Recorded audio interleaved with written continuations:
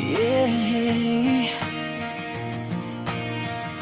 Listen to my story tonight. Ibang klase ang aking kabataan. That's right, nag-iisang anak na lalaki sa aming tahanan. Tatay ko'y pulis, batas ang pinanghahawakan.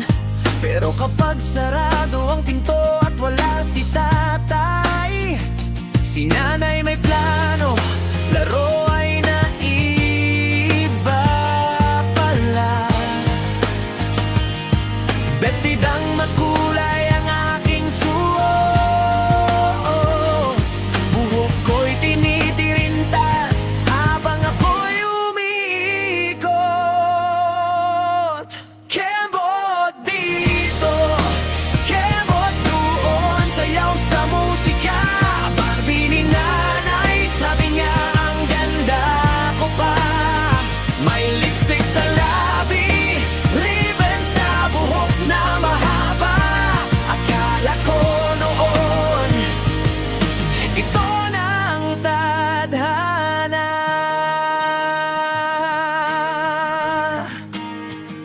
Sabi ni nanay, anak kayo kung maging pulis ka.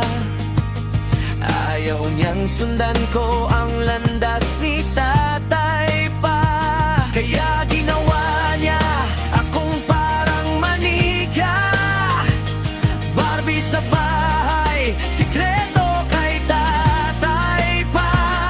Pero isang araw, biglang napauwi si tatay. Nahuli kaming dalawa, si nanay napayukot na tulala. Kembot dito, kembot doon, sayaw sa musika. Barbie ni nanay, ang gulo na ng eksena.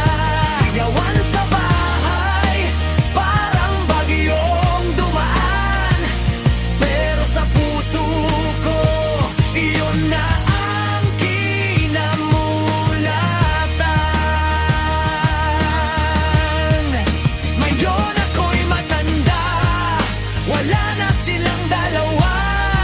Tahimik na ang bahay, ako na lang mag-isa.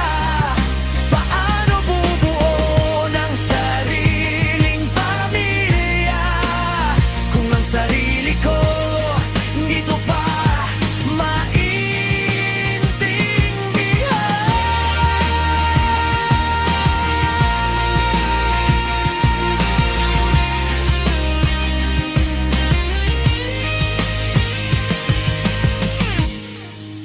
Kembot dito, kembot doon, di ko nakasalanan. Ito ba'y tadhana o laro ng nakaraan?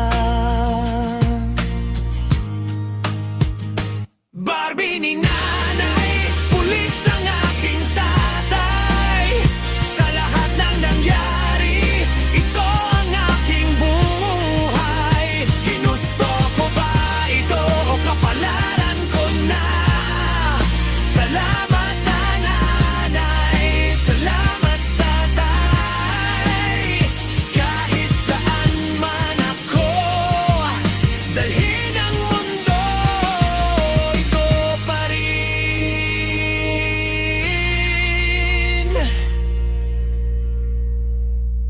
ang kwento ko.